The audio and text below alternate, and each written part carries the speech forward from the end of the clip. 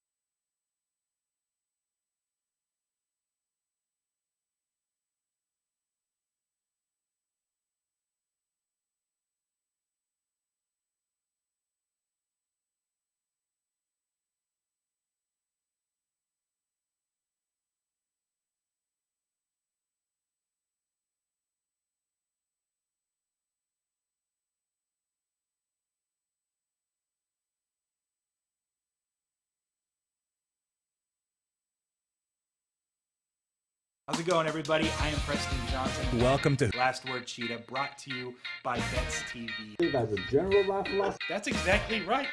You're a fish. Qwan, by the way, my producer, Qwan Young, doing a good job. He'll be taking the calls. How you doing today, bud? Hey, man, how are you? We appreciate you guys tuning in. Welcome to the show, Bets TV, bringing you Last Word Cheetah.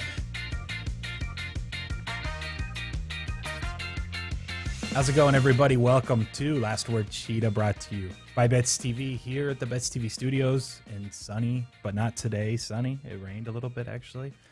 Southern California. Shout out to my co-host, producer, Qwan Young, living the dream. He'll be answering your calls throughout the show. We're going to get into the caller leaderboard a little bit as well. For those that are tuning in for the first time, we take your calls. It's like old school radio. You tell us where you think there might be some W's, and we track them throughout the month. And so far, we have $700 to give away for the person or the caller that leads at the end of the month. So for July, we have $700 currently going to potentially Ty. Sarab's been on a nice little run.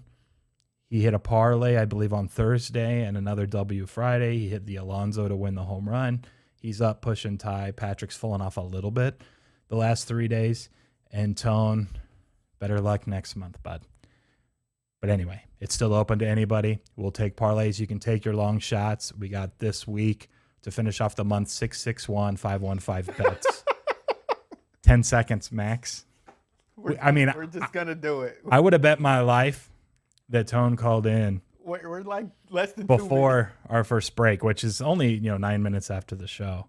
Are you ready for it? But we'll take them now. We have some NBA/Team USA hoops to get to, but let's just talk to Tone.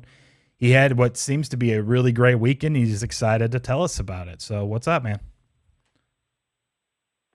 Yo, what's good? Life, man. Things are good. How's everybody doing? There's no way that's correct. Let's start with simple math. I've only put in parlays, so it has to be an even number because the only straight bet I put in, it won. So that can't be right. And I haven't called in 15 times yet.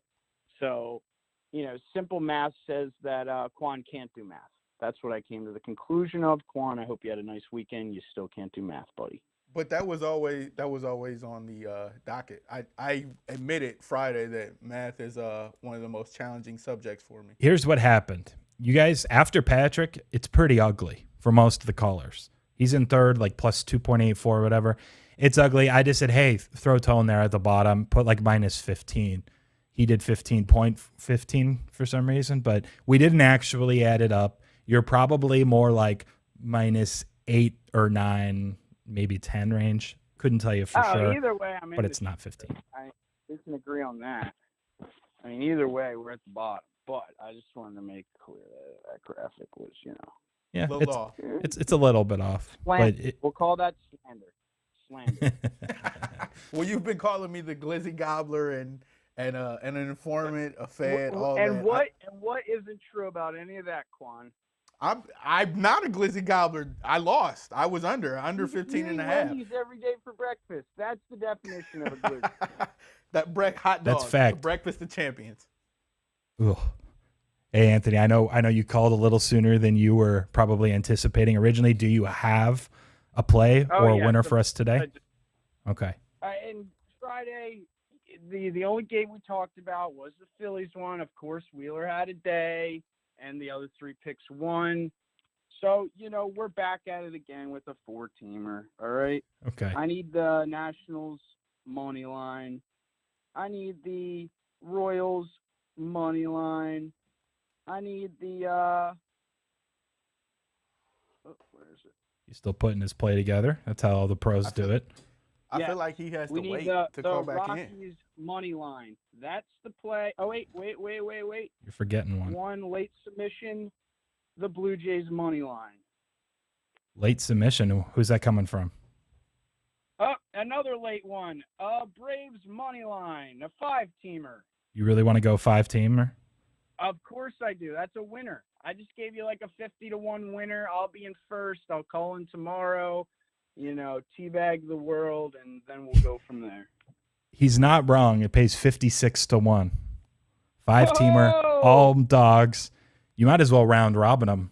Just throw them into the You know 5, what the they 4s, say, the a dog 3s, will the 2s. A dog will hunt. Good luck, Anthony, or Tone. Sorry, I'll get that better next time. Tone is his name. He's rebranded. He's going with the 5-team moneyline dog parlay, 56-1. Take it easy. There's no way that wins. There's just it can't win, right? I mean it can, but he would be so far ahead of everyone. Yeah, but Like almost 40 units ahead, depending on what his real minus number is. He's right. It wasn't minus 15. I just told Qwan to write that in. It's all good. We will take more of your calls throughout the show, by the way. The lines are open. 661-515 bets. Let's talk a little Team USA, though. We have to bring it up.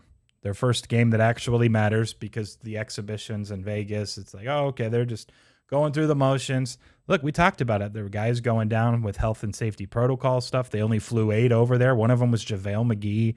Then they bring in Middleton and Drew Holiday and Booker, and they play right away against France. They lose that game. Now there's grumblings. If you Google little Team USA basketball, all the articles this morning are about how they're all saying Popovich's offense and the Spurs offense just isn't very good or whatever. They're basically making excuses because they lost to freaking France. They shouldn't lose to France, but they did. We talked about this last week, though, when there was just so much uncertainty, and you could get who I think should be the second favorite, Australia at 13-1. They're now plus 650. You see, after Luka went absolutely supernova last night against Argentina for Slovenia, I think he dropped 48. He would have scored more. He would have set the Olympic record if they weren't up by 20-something for the majority of that basically the second quarter on. They were just absolutely crushed. But he went ballistic, and so now the price on Slovenia has jumped because the idea is, hey, Luka might be the best player there. Maybe they make a run, he stays hot, etc. Then you still have Spain in the mix. We've talked about Nigeria as a potential long shot at like 100-1. All these prices now are getting a lot worse because USA is down to like minus 200, 220 some spots.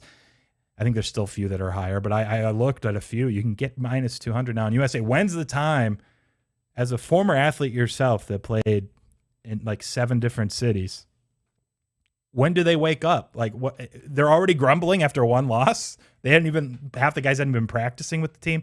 It's really weird, but at some point you got to buy the talent at a cheap price, and minus 200 might not really ever get cheaper.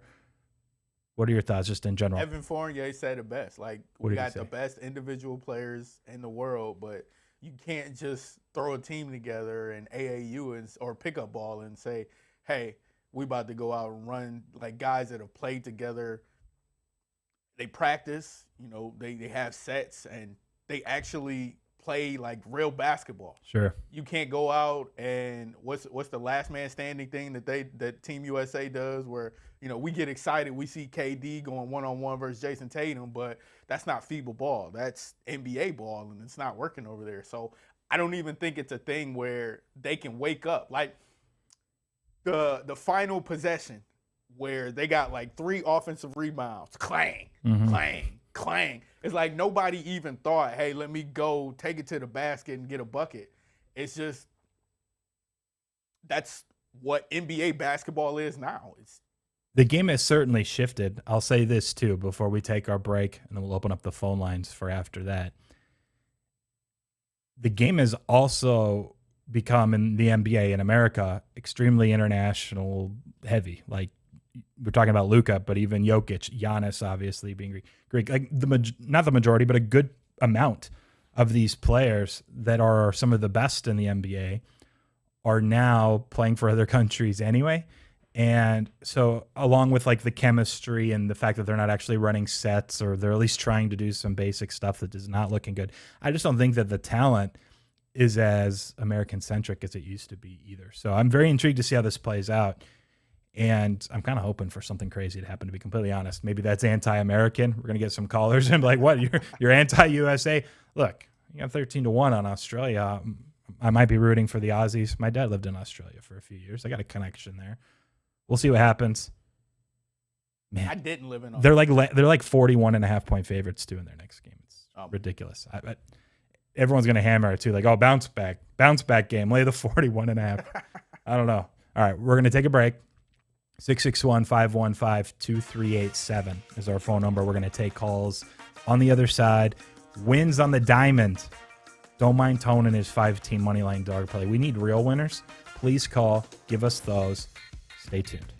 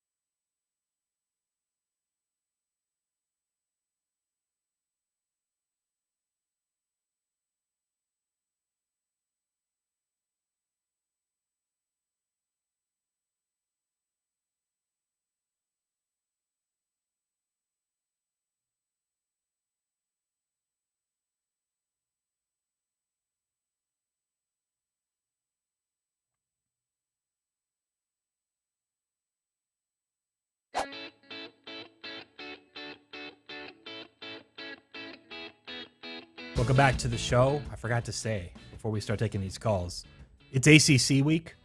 We did SEC, Big 10, Big 12. We've done one each week. It's ACC this week, so we're going to get into my top 3 rated ACC teams. Then we'll do 3 more Tuesday, and we'll go 4 and 4 on Wednesday and Thursday, and then recap it hopefully with Ray on Friday. But we got a surprise number 1. That's a joke for anyone that actually follows college football. Clemson's the top team in the ACC. Let's start with the calls. We'll get into that soon. Is it Patrick that's up next? Can we plug him in? All right, Patrick, I hope your weekend was good. Welcome to Last Word Cheetah. What do you got for us today? Hey, Preston, how's it going? I'm doing well, I think man. I mushed the Tigers. I think I mushed the Tigers last week or last Friday when I said they were the hottest team in the league. They promptly got swept by the Royals. Lose 3 in a row to the Royals. Yeah. So you can take credit, yeah. But you know what? I'm going right back to the Tigers, though. I'm not crazy about Matt Manning as a starter, but there's no way Michael Pineda and the Twins, who are in sell mode, should be that large of favorites to the Tigers. There's just no way. So and since I have to be a little aggressive to play keep up here, I'm going to take the Tigers run line, the alt run line. So I was going to ask. Plus 215. Okay. Plus 215. So the best price, more or less, just on the Tigers to win for people that are listening and don't have a screen in front of them, is plus 159.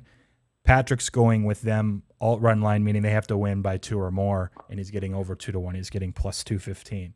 We can lock you in for that. I was going to ask because I know you generally, I don't think at all, have done a parlay outside of when Qwan did hot dog stuff.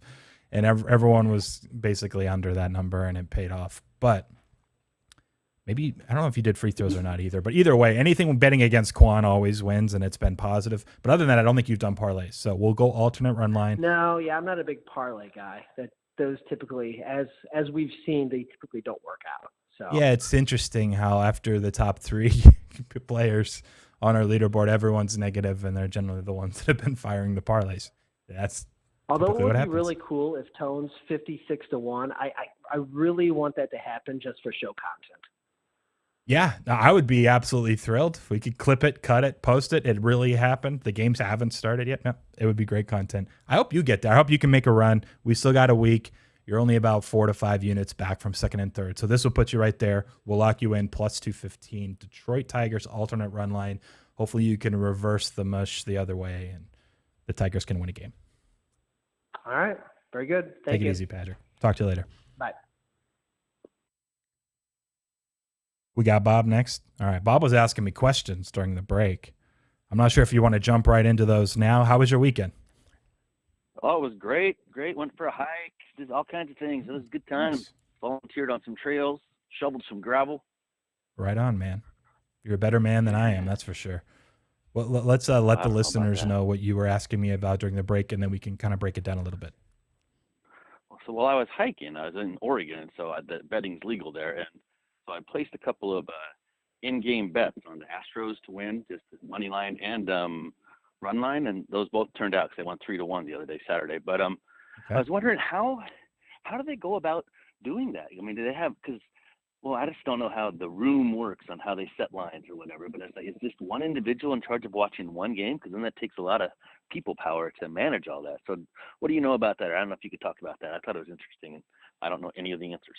Sure. So how the room works is a very big macro question that I think is generally misunderstood in the sense that most books and operators out there are just copying lines from a few of the market makers, the first to post lines and take action. And then once it moves and kind of settles, and a lot of books will just start copying. So just in general, yeah, how do most books work? Look, a lot of them aren't originating their own stuff or posting their own numbers up there. They're waiting for a few of the books to take action. And then they're like, all right, this market's more efficient. We're ready to go to market ourselves. So there isn't like that much on the other side. The majority of properties is going on, to be completely honest. As far as in-game, they're generally just going to be like an algorithm that's looking at the pregame closing line or spread, total, whatever it may be, depending on the league, and then adjusting depending on the current score, what part of the game, or for baseball, what inning is it, bottom of the fourth, top of the sixth, is it just the second inning, right? It's all going to vary. And so they can basically come up with a current price or a line, but it doesn't mean it's not necessarily beatable, right? Especially for a lot of years, just betting second halves was really strong in college football, especially for me. You could do it in the NBA and college hoops. I think still of second half markets, totals for WNBA and college hoops, second halves are probably the most beatable that are left. And then there's some stuff I think you can take advantage of if you're like watching an NBA game live or something, and there's a foul trouble or an injury that you have a couple of seconds, you can try to get something in that the algorithm, the automated, this is the line that's getting spit out based on the current score, how much time's left, what the closing numbers were. Sometimes you can get an advantage there, but that's generally how it goes down. You were just kind of doing it for fun, betting the Astros. I'm glad that worked out, but it's tough depending on the books, especially too. A lot of them for in-game, you have to lay at least minus 115 now. They juice it more. It's more, I think, just for recreational players when they're making you juice that long. Or if you're betting professionally, it's harder to get a bunch of money down live. Maybe you can get one shop that's off market from some others. So it's like a slow grind, but it's not like you're able to get 5 to 6 figures down on in-game either way. So it's kind of an interesting market. I think it caters more to recreational players, and so people like to do it. And for the most part, it can just be automated on the operator side. Whew. All right, so that was my answer. I was wondering if they're watching. No, thank you. Yeah, I just wondered, like, if it's 0-0 after one inning, but you saw one pitcher struggling. I didn't know if they were factoring that in. It's like, okay, it looks like he's having a bad day, or if it's just, well, it's 0-0, so we just move the lane slightly. I mean, I'm fairly certain they're not actually like looking at people watching it live and adjusting based on how they looked for 3 outs. It's definitely not. Yeah, if there's someone that like there was a mound visit and they're checking his elbow or his shoulder, like maybe there's something there. They'll probably more than anything just pull the line down until there's certain things are okay and as planned or as expected, and then they'll put the line back up. But yeah, they don't have someone there watching every game, seeing if someone looked off, right? Like threw a few more balls than strikes. Like it's nothing like that intricate. Okay. Yeah, it's hard to imagine. Maybe Super Bowl, big, huge games like that. Okay. Well, thank you. Yeah, no problem. Hey, so I'll throw something out there, too. I don't know. I saw Ohtani, I think, is pitching tonight. So I was going to, do a parlay all on that game. I wanted Angels to win, Ohtani to hit a home run because, well, I'm desperate, so there. Okay. I actually bet this, but You know the price on that off the top of your head? I think it was plus 240, I think. So it wasn't all Okay. that much, but he hit one yesterday. So anyway, he's hot. That's what I'm saying. Balls are going to fly out of that park. Yep. And you're not going to the game. First of all, I wanted to ask that. Then Definitely like not going to this one. No, you're safe. Okay, yeah. So Angels to win, Ohtani to hit a home run, and Ohtani to strike out. I think it was over 6.5. This is interesting. So this is like, are you related to Ohtani? Yeah, well, I speak Japanese in my native language. No, I don't. No, not at all. No. I just Okay. thought I'd throw something out there. So this is one of those like FanDuel same game parlays. I think generally you won't be able to bet the money line of the team of the guy that's trying to hit a home run because those are correlated. So I'm not sure how they would minimize the payout. Right. I can give you like 10-1. I think that'll be fair. If he goes over, hits the homer, and they win, it's a little less than like the true odds because they would weigh it a little differently. But I'll give you 10-1. Does that work for you? Fair enough. Yeah, whatever. That's going to be great. And I want to change my screen name to Billy Bob. Billy Bob, the average clown. I like it. Yeah, that's good. Yeah. We'll put it up there. We'll get all those shots in there. But and just for the record, I'm not in witness protection. All right, that's why. Yeah, I mean, I think sometimes people change their names because they're in the witness protection program. But all right. Take it easy, Bob. We'll talk to you tomorrow. Yep. Have a good one. Bye. He did bring up a good point. By the way, you were looking at me. Are we taking a break? We don't have a break later. All right. We're getting our breaks sorted. We'll break now, take the calls on the other side. And by the way, I got to mention the Dodgers under I told you guys all about on Saturday. Phenomenal story. We'll hit it soon. 661-515-BETS. This is Last Word Cheetah, brought to you by Bets TV.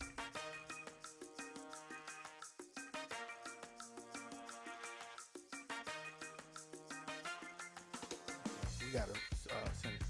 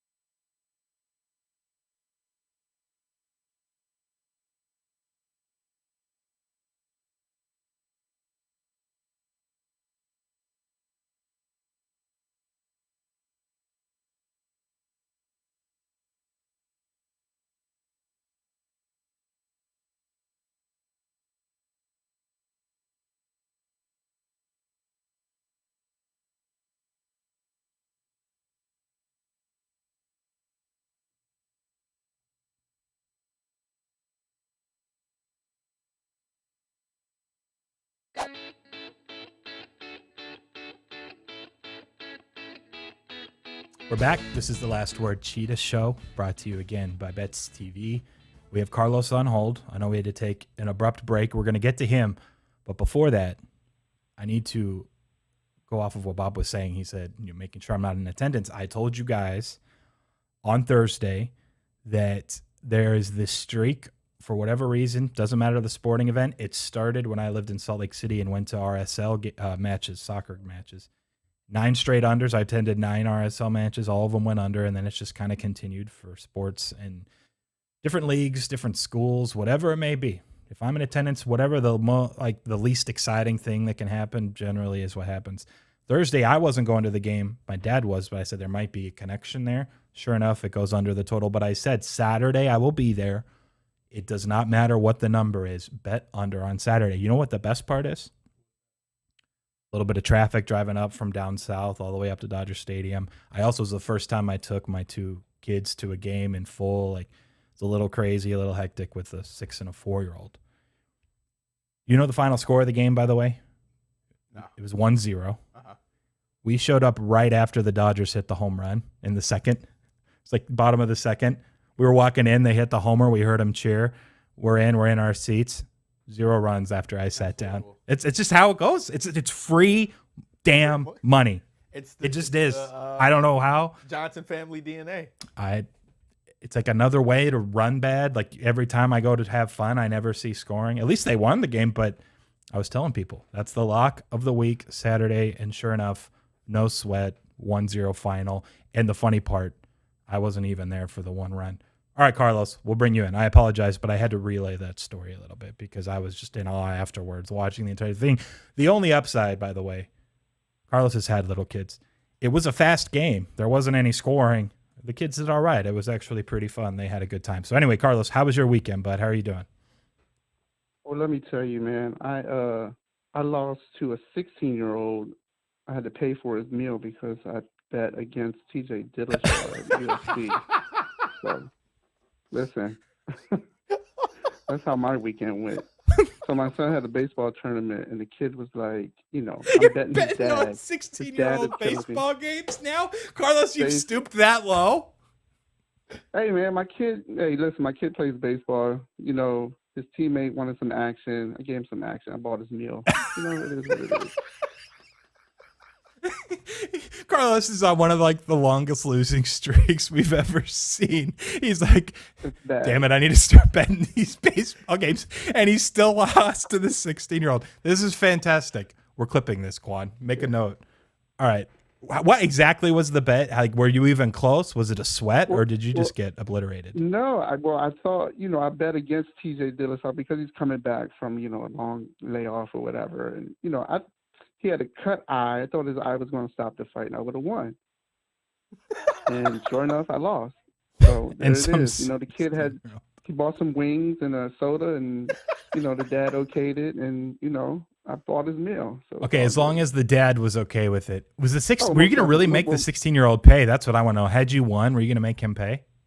Well, no, the deal was I was betting the dad. We were just going back and forth for like $10 per fight, and we got to the main event. And I said, "Listen, it's double or nothing. If TJ Dillashaw, if I win, we're even. But if I lose, I pay for your kid's meal." That's classic Carlos. Like, I gotta get my money back at the end. Double or nothing, please, kid. Please take my damn money. Double or nothing, or take my action. This is fantastic. I want to end the show right now. That's the greatest story outside of, I don't know, that might be my favorite part of this entire Last Word Cheetahs month and a half, 2 months, whatever we've run now. Carlos, I respect it. And the fact that you admitted it publicly, well done. Absolutely. Better luck next time, I guess, if he'll give you action. Not sure if you're going to fights again next week. But in like 2 weeks. So you're gonna show up. As soon as he shows up, if that kid's there, man, Carlos is going to try to get those wings and drink money back ASAP. Triple or nothing. Quadruple or nothing. I can just see it already. But Carlos is going to be paying for baseball lessons. At that point, yeah, he'll probably be buying him a car. He's 16 years old. He's probably trying to drive soon if he isn't already. Carlos, do you have something for us today? Yeah, I'm going to go with my man Tone, my man Anthony, my man Tone. I'm going to do a 4-teamer, though. Oh, mercy. I want the White Sox. I want the run line on the White Sox. You want the run line? Seattle, first 5. Seattle, first 5, just money line? Yes. Okay, they're playing Houston, so they're a pretty big dog. All right, plus 176. Right. And then Colorado and the Angels over 7.5, I believe. Yeah, I can give you 7.5 minus 111. That's the pinnacle price. It's just a 3-teamer then? It's a 4-teamer. 4-teamer. I'm missing one. I got the White Sox. White Sox. Red line. And then the White Sox run line. You can't do. Wait, are you trying to do the White Sox twice? Yes. Can I? Or is that loud? I think they're going to beat that. Yeah. Carlos. Can we do One, that? no, it's not allowed. I'm as generous of a person giving you guys prices and odds when you guys call in as any book has ever been. But you realize that if the White Sox, I'm sorry, if the White Sox, let's say, are -1.5 is like +125 for them to win on the run line. Like if they're going to win the game, they're going to win the game on the run line a lot of the time. So like you can't get paid +125 and the -140 or whatever on the money line. Like you can't, they're so correlated. I can't do that. No, that's right. No My book bad. would I'm let sorry. you do that. No, they wouldn't. Give me the run line. That's what I meant. I meant the run line. Just give me the run line. Okay, so Seattle that's a first total five. of 3 legs though, which just gets us back to the 3. Okay. And then my Nationals and the Phillies over, whatever the total is. Okay, you want to go then to add a 4th leg over 4th leg, yeah. I go 9.5 at +100. So that's at least a little plus money. 4-teamer, 24-1. Make a note, 24-1. It was the wings, man. It was the wings. The wings. I can't I believe ate too many wings. your one winner, Carlos, this month came from your daughter, and you're losing bets to 16-year-old kids. Are you okay? You doing all right? I'm waiting for August to start. Yeah, that's what I thought. We love you, man. Great call. We'll talk to you later. All right, bye. Good luck. 4-teamer, 24-1. I hope he gets there. But yes, no book will ever let you parlay the White Sox money line with the White Sox run line. It's very much the same bet. Nice try, sir. Do you think that kid would have beat Carlos up if he didn't pay him? I still want to know. I know he said it was he was dealing with the dad, really. But I still want to know if he would have made the kid pay. What are the what if things would have went awry? I don't understand the approach of how did the conversation start? Carlos losing 7 in a row and needing to get his money back, and he's like, "Kid, let me double down." His dad was probably honestly, this is how it happened. We don't even need to ask Carlos. He had lost so many fights in a row. The dad wasn't going to give him action anymore. The dad wanted to pocket the 40 or 50 bucks, whatever it is. And the only person giving Carlos action at that point was the guy's kid. The kid was in the batter's Kid's like, "Fine, you want some action? I want wings and a drink." And Carlos is like, "Finally, thank goodness. All right, let's get some more down." And he lost that one too. But the dad probably just cut Carlos off. He was in the on-deck circle, and he just happened to hear Carlos talking about He's like, "Yeah, booked." Are you Carlos from Last Word Cheetah? I'll take that. You're the home run derby guy that said the balls are flying out. Consider it booked. I'm headed over to the... That's so good. Dad, we're going to collect. Watch me hit this home run. We got a caller. It's Brian, right? Is that what I heard? Brian. Brian, I'm sorry we just had to go on a little longer with that. Welcome to the show. How was your weekend, man? It was great. How was yours? Fantastic. We appreciate it. What do you have for us? Hopefully a W. Okay. I'm going to do a 4-teamer as well. Okay. I'm going to go to the Olympics and take Japan +7 versus France. Okay. Hit me with the next one. I'm going to parlay it with their money line. No, I'm just kidding. Nice try. That was good. Well done. We have a little mini Bob over here on our hands. I'll parlay it with the USA -29.5 versus Nigeria. I swear I saw a 40. I must have been mistaken. It's 29.5. Yeah. Okay, I'll double check, but give us the next one. Okay. The Astros tonight in baseball. What price do you have for that? -165. Okay. Yeah, that looks like the best. Okay. Yeah. And Naomi Osaka for tennis. Give me a price on that, please. -501. All right, so we're looking at 6-1 range. Does that sound right? +602. Yep, that sounds perfect. Okay, is there any reason? So the U.S. men's team is laying 41.5, which I saw against Iran or Iran. Yeah. Not 100% sure which is technically correct. You're seeing a line against Nigeria? For the women's. Oh, women's. That explains a lot. Yep. Women's team. Done. Locked in. I see that one now. Minus 29.5. Cool. Plus 602. We'll lock you in for that, Brian. Awesome. Okay, Good luck tonight. Thank you. Talk to you later. All right, thanks.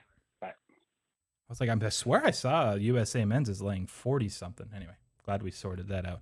We had another caller, right, in the meantime? No? It's a fake out? It was Tone. He was correcting his bet. He wanted the Braves in the first game. What did he say before? He said Braves. I think it's Braves is one of the 5. Is it a doubleheader or something? He just said he wanted Braves in the first game. Oh, yeah. Yeah, the one at 2 o'clock. Oh, that's what I assumed. Okay, all good. He was just verifying. All is well. But, yeah, that's what we gave you. I gave you the price of the game one. It's Muller and Stroman.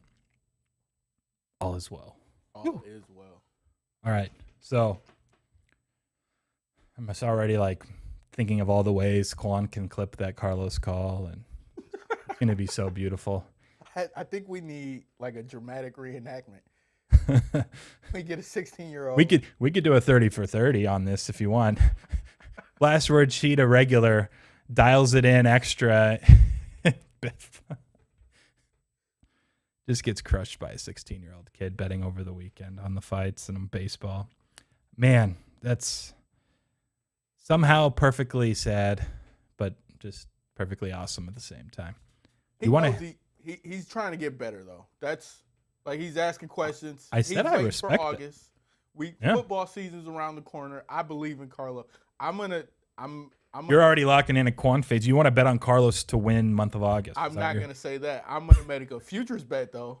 Carlos will win a month before the year is up. I'm not really – listen, there's not a lot of confidence How much do you want to risk? No. And what kind of odds do you like? For each month that Carlos doesn't win, I will put $50 in the jar for the month. Wow. Okay, until he wins. So August, September, October, November, December. So what's that? Max 250. Yeah. But if he does win one of the months, then I have to put 250 in. So you're basically getting 5-1 that Carlos wins one of the next 5 months. Okay, I think that's more or less fair. Carlos, listen, look at me. I know you're watching right now. Lock it up. Figure it out. Get it together. Stop betting with 16-year-old kids on the weekends. Do some research. Put your legs together. Let's go. Oh, man. That's so good. All right. So we have ACC. We also have your Cincinnati Bengals video drop. I think we should just go to that now. I'll make sure I'm geared up to break down the ACC. We got 3 teams we're going to be hitting and going through. So let's go Bengals. We'll talk about it a little bit. There is one prop bet. Just a little teaser here that Qwan actually loves quite a bit. I'll let you break it down some as well. So go ahead and let's roll that whenever you're ready.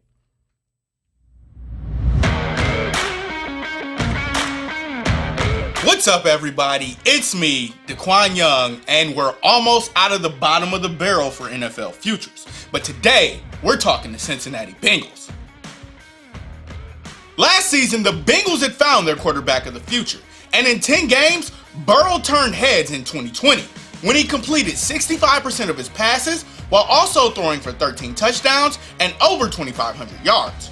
Then Burrow suffered a season-ending ACL injury, and the Bengals were right back to square one. So this offseason, they did the logical thing and got Burrow some protection.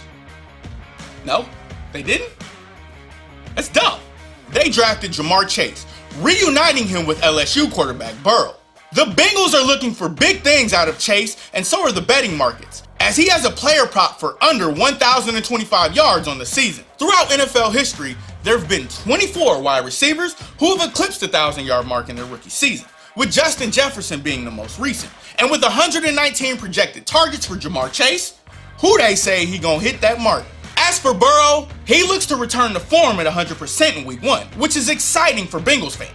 Using the FTN fantasy projections, Joe Burrow's return behind center will have him in consideration for comeback player of the year. Now, the major issue is the Bengals' front line woes. Cincinnati did make an effort to address these issues in the offseason with the addition of veteran Riley Reif and rookie Jackson Carman. With these two additions, the Cats have at least taken the steps forward to improving their offensive line play, but they still have a ways to go. Then there's the defense. Cincinnati ranked near the bottom of the league, 25th overall by Pro Football Focus. To address some of their needs, the Bengals selected 4 defensive linemen and signed Trey Hendrickson.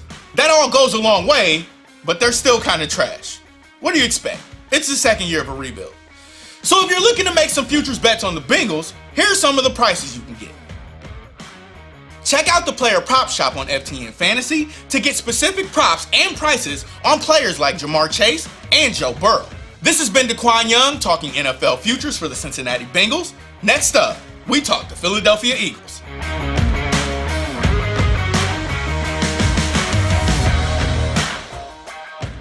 All right, I'm just jamming the music. So I'm thinking through this. Macro, I have a question. Quarterback, pretty important part of a team. Joe Burrow, good start relative to him throwing a ton of times through 10 games. I know we were talking numbers a little bit before we went live.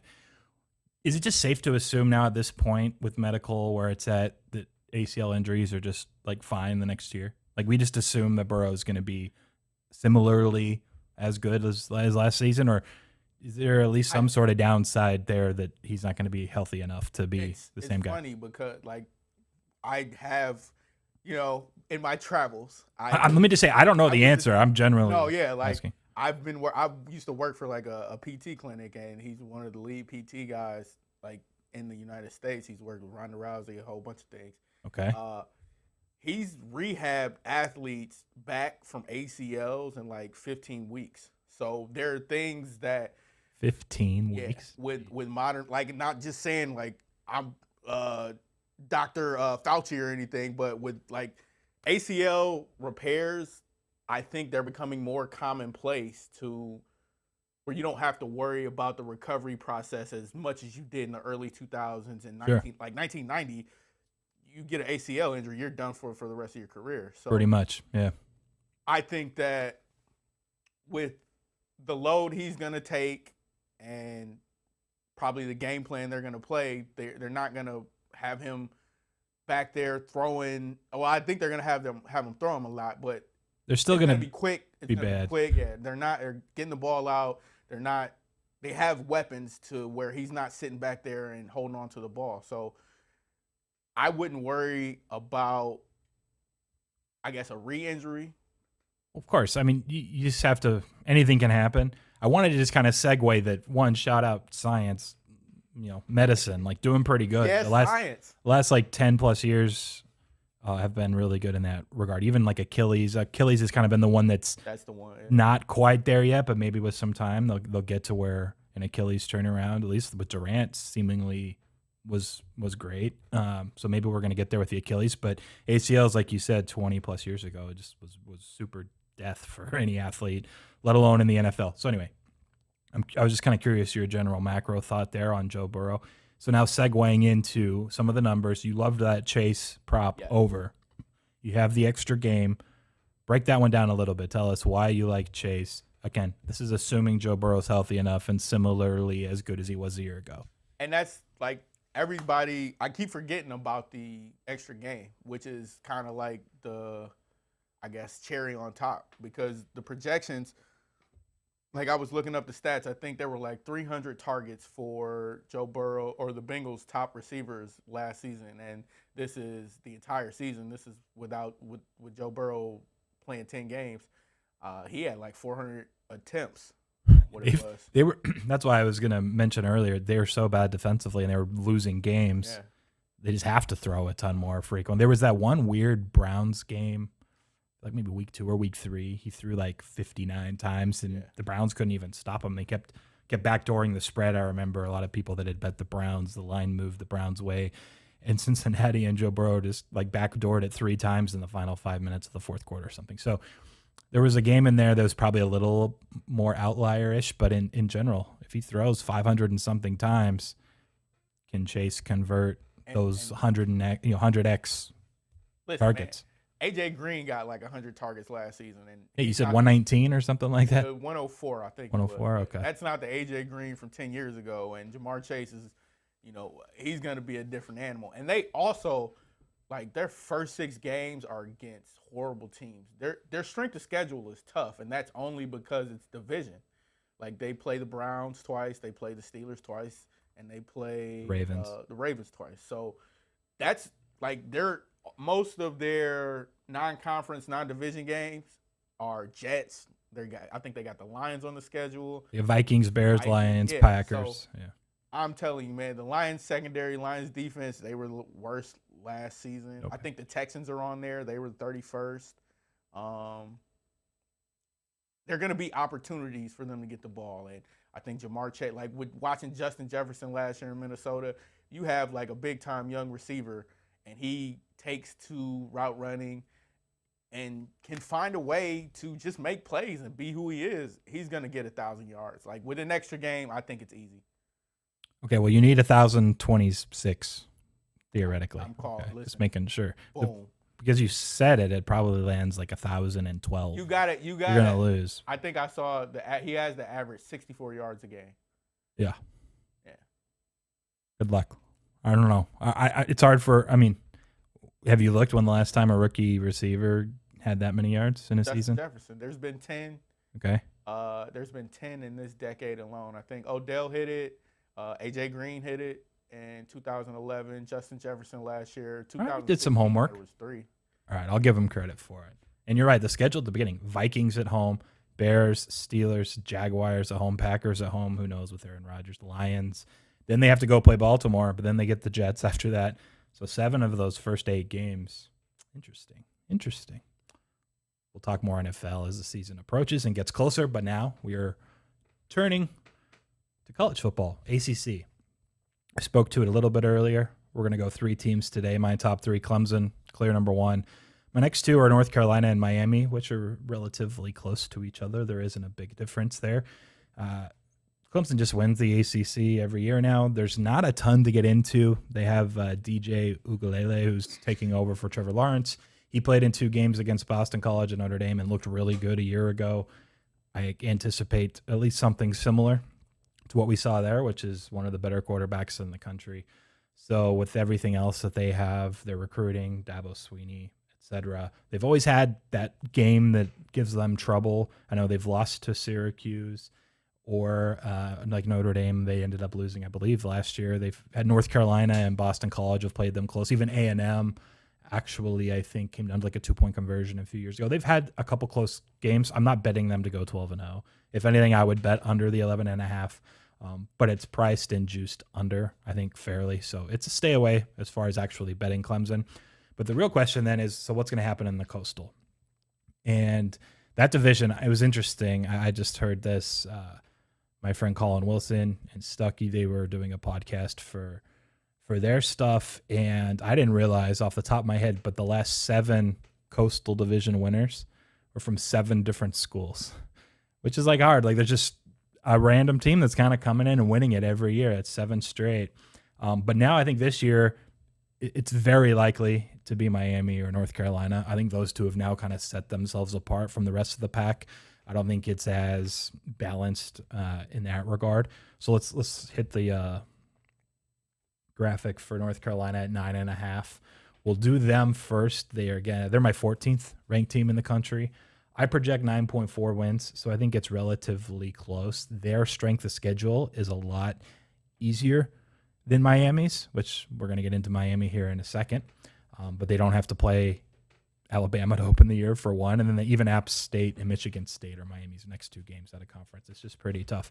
North Carolina last year was Sam Howell, number 2 in EPA offensively behind Bama, who was like historically good. So if you wanted to say, well, of course Alabama was 1, UNC was the next best. Now they lose their running back duo, a duo at receiver. How are they going to address that offensively? Can you just rely on Sam Howell? How much of it was all of the weapons he had around him? Those are question marks that would keep me personally from betting anything bullishly on the Tar Heels. In fact, we've seen the Coastal price for the division move from plus 175, 170 range on Miami down to plus 130 now. That's already happened over the course of the summer. And people are probably thinking, well, okay, that's that's an interesting move. Look, they're relatively close as far as the two teams are concerned. Miami and those non-conference games like Bama, Michigan State, App State don't ultimately matter for their chances to win the division. So why has this come down? North Carolina gets Miami at home. It's true, but one thing to note, Miami gets to play North Carolina off of a bye week, and I believe it's one of those bye weeks that's like an extra 2 days, too. It's like a 16-day break before they play North Carolina on the road. North Carolina's coming off of a game against Florida State. So theoretically, you might look and say, hey, they're about even on a neutral. Maybe North Carolina is a little bit better. North Carolina has home field advantage.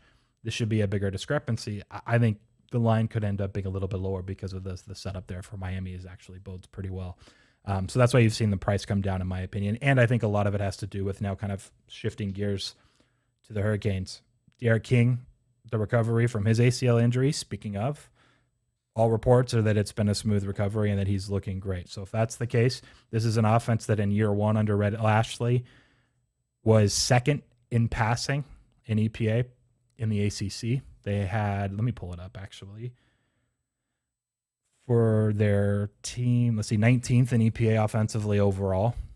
And defensively, they were above average. And, Matt Diaz has always had these teams that defensively have created a ton of havoc. They're forcing turnovers. They had the whole turnover chain year. Now, a lot of it was unsustainable at that rate, and they started losing games when they, stopped getting +3 turnover margins in games and stuff. But what's interesting, while we expect year 2 under Lashley with Derek King healthy again, like this offense could be super explosive. They also got a Rambo over from Oklahoma, receiver transfer. Of course, defensively, I think they might drop off some. They ranked 10th in EPA allowed per pass last year when they didn't generate a pass rush. They lost their 2 best edge rushers this past season and 2 of the best in the entire conference. So are they going to be able to generate that pass rush that allowed them to be a good defense, to create the havoc in the backfield, to create the turnovers? I'm not 100% sure. And when I run my numbers here, look, I said Miami's number 16. They have a much more difficult out-of-conference schedule than UNC. And I know that I even said I thought the 18.5, 17.5 against Alabama week 1 is a little high. So from a week 1 perspective, I was like, hey, Miami might be worth a small bet there. 9.5, though, I know it's -140 under, or you can get the 9s that are like +100. I'm 8.4 wins projected. I think it's definitely an okay bet to lay in the 9.5 -140. I also think plus money on 9s is also a worthwhile bet. So for me, I'm kind of playing against this dynamic where the Coastal Division odds have moved towards the Hurricanes. The season win total's been 9.5 or 9, depending on the shop. Shop around, get the 9.5s, -140, -145 are the two prices on all the 9.5s that I pulled up this morning. Those should be available. Or if you want to go plus money on the 9, the schedule sets up pretty difficultly. Like even if like Alabama, likely going to be a loss, right?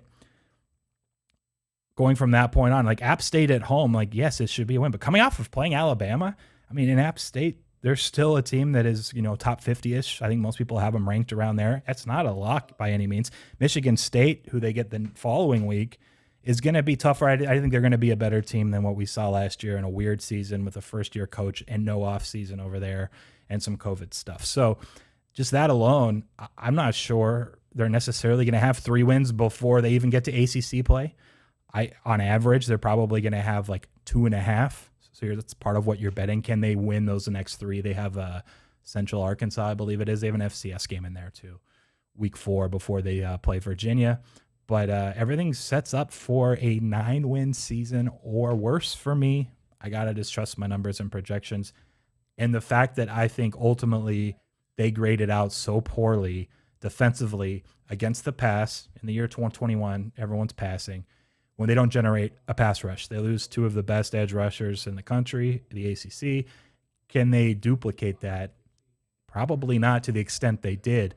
And they were just so poor, and they rely so heavily on the havoc, the turnovers that they create. Even if their offense is similar to where it was a year ago, I'm not sure I can trust the defense as much. And there's still, I hate to bring it up, a lot of downside to someone like Jared King, who relies on running the football pretty regularly. He uses his legs.